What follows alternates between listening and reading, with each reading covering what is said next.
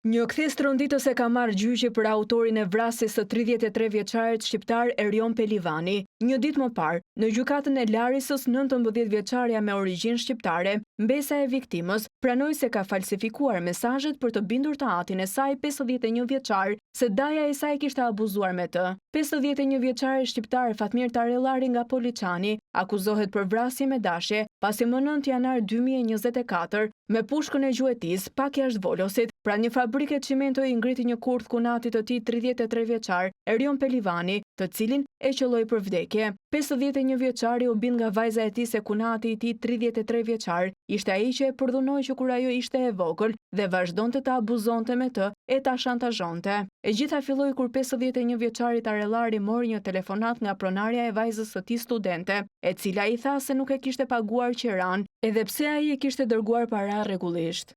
Vajza 19 vjeçare deklaroi në ato kohë se ishte detyruar t'ia jepte para dajës së saj 33 vjeçar, sepse ai po e shantazhonte, duke i thënë se do të publikonte foto të veprimeve të saj të pahishme.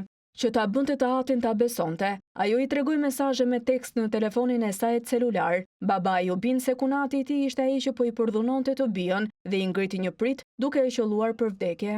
Vetëm se hetimi nga policia greke vërtetoi falsitetin e mesazheve, duke përmbysur faktet e çështjes.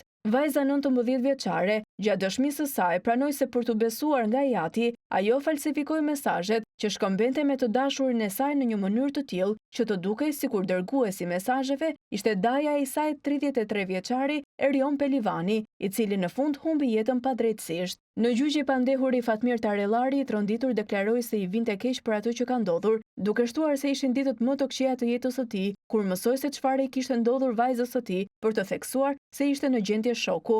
Gjatë seancës së disa ditëve më parë dëshmuan një numër dëshmitarësh, ndërsa gjyqi do të vazhdojë kur tashmë e gjithë ngjarja ka marrë një kthes tronditëse.